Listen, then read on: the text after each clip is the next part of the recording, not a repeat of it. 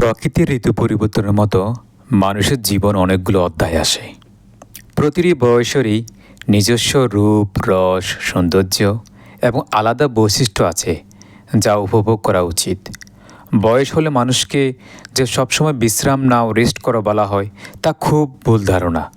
সম্পূর্ণ কর্মহীন হয়ে ঘরে বসে থাকলে মানুষের মন ভালো থাকে না। মনের খোরাকের জন্য নিজের হাতে ছোটোখাটো কাজ বা নড়াচড়া করা জরুরি। হাতের কাছে যখন মনের কথা শোনার মতো কেউ থাকবে না, তখন সে একাকিত্ব মেনে নিয়ে বই পড়া, ছবি আঁকা, গান শোনা বা কোনো সৃজনশীল অল্টারনেটিভ কাজেই নিজেকে ব্যস্ত রাখলে একাকিত্ব বোধ কমে যায়। মানুষের ভিতরে সূক্ষ্ম অনুভূতির বোধ জাগ্রত হয় নিজের শান্ত অবস্থা থেকে।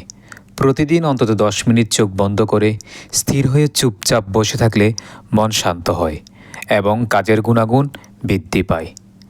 জীবনের শেষভাগে প্রকৃতির সাথে একাত্ম হওয়ার একটা তাগিদ মানুষের মন নিজে থেকেই তৈরি হয়। গাছপালা বা প্রকৃতির কাছাকাছি থাকলে মানুষের মন সবচেয়ে বেশি শান্তির ছোঁয়া পায়।